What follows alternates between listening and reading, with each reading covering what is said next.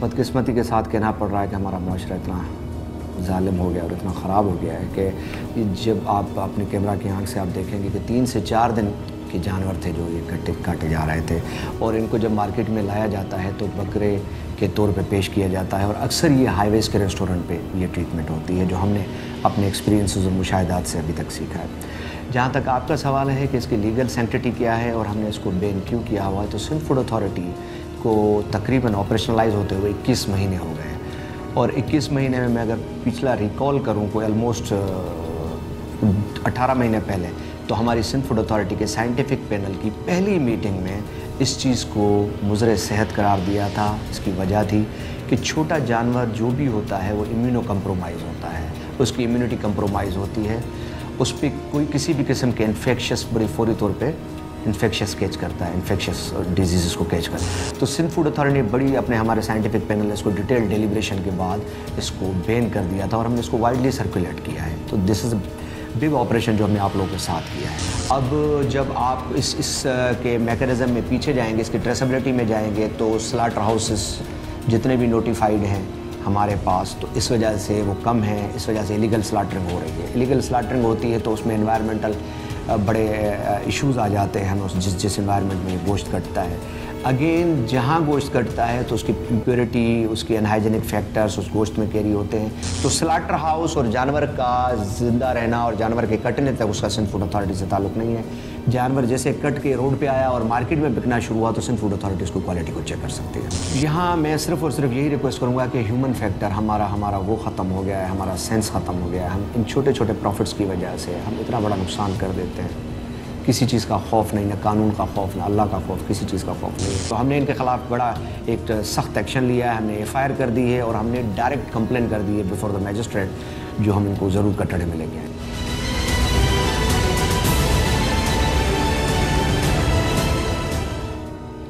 हम भैंस कॉलोनी में मौजूद हैं। यहाँ के मुकामी जो फार्मर हैं वो हैं और साथ ही साथ वो इस एसोसिएशन के सदर भी हैं। शाकिर साहब, आपका बहुत शुक्रिया। पहले तो ये बताइए कि आप खुद फार्मर भी हैं और यहाँ की एसोसिएशन के सदर भी हैं, तो ये क्यों ज़रूरत महसूस होती है कि ये सारा कुछ कारोबार होता है और ये आप लोग अपना जो मुनाफा है वो एसेट जो है वो बेच देते हैं?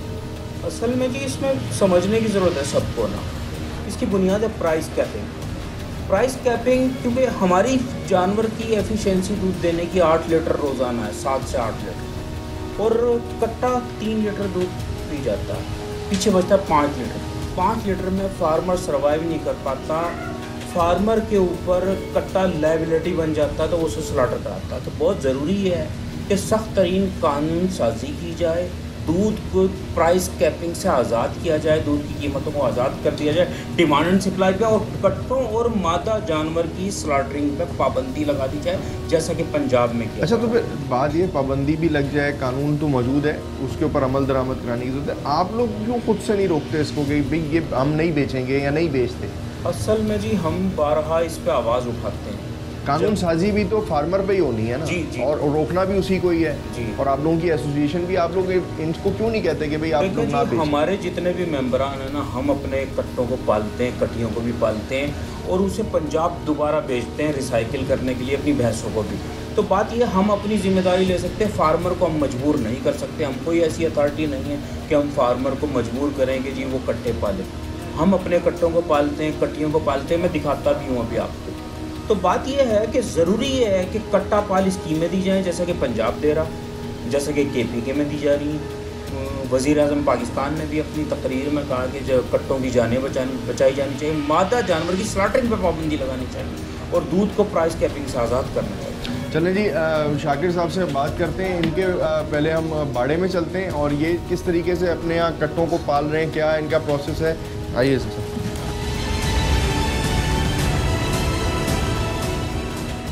अच्छा मुबशिर साहब, हमारा सवाल ये है कि ये बच्चे जो हैं जो पैदा होते हैं 2 दिन 4 दिन हफ्ते की उनकी उम्र होती है और इनको मार्केट में फ़रोख्त कर दिया जाता है, जबकि ये तो कहा जाता है कि आप लोगों के एसेट्स हैं, आपका नफ़ा है, ये आप लोग क्यों बेच देते हैं? सबसे पहली बात तो यह है जी, यहाँ कराची में जो है कास्ट ऑफ प्रोडक्शन के मुताबिक हमें दूध के रेट नहीं दिए जाते।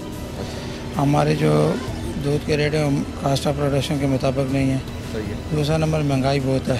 सही है। जो फार्म का रेंट है वो 1000 रुपये कुंडा हो गया, जो 500 400 600 होता था।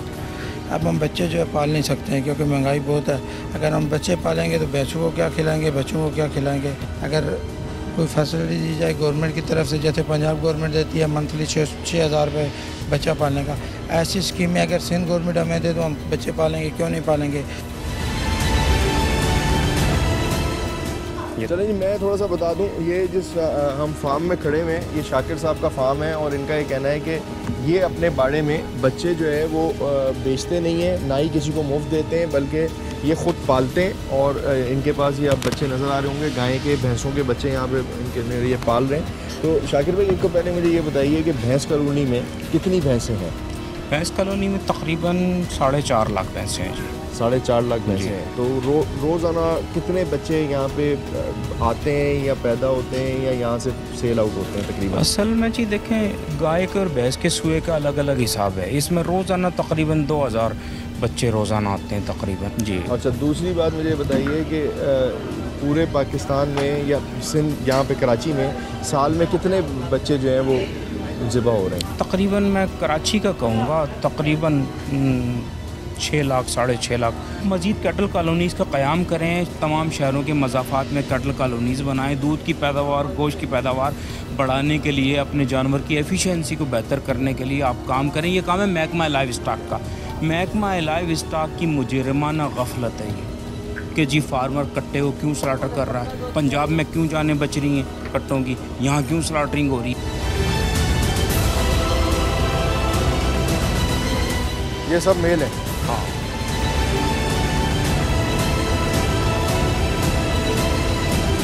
प्रोग्राम के आगाज़ में हमने बात की थी कि लाइव स्टॉक की बहुत सी जिम्मेदारियां हैं और पूरे पाकिस्तान में जो लाइव स्टॉक के डिपार्टमेंट्स हैं वो काम करते हैं और उनकी ज़िम्मेदारियों में शामिल है कि जानवरों की जो अफजाइश है उसको प्रोक्योर किया जाए और उनसे साथ साथ लाइव स्टॉक की बेहतरी के लिए काम किया जाए। इस टाइम हम डीजी लाइव स्टॉक सिंध के साथ मौजूद हैं और उनसे जानते हैं कि सर, पहले तो आप ये बताइए कि कितना आप लोगों का बजट है, लाइव स्टॉक सिंध कैसे काम करता है, इनके कितने मुलाजिम हैं, आप लोगों के पास इंफ्रास्ट्रक्चर क्या है, आप एनिमल्स के ऊपर क्या काम कर, सिंध लाइव स्टॉक क्या काम कर रहा है?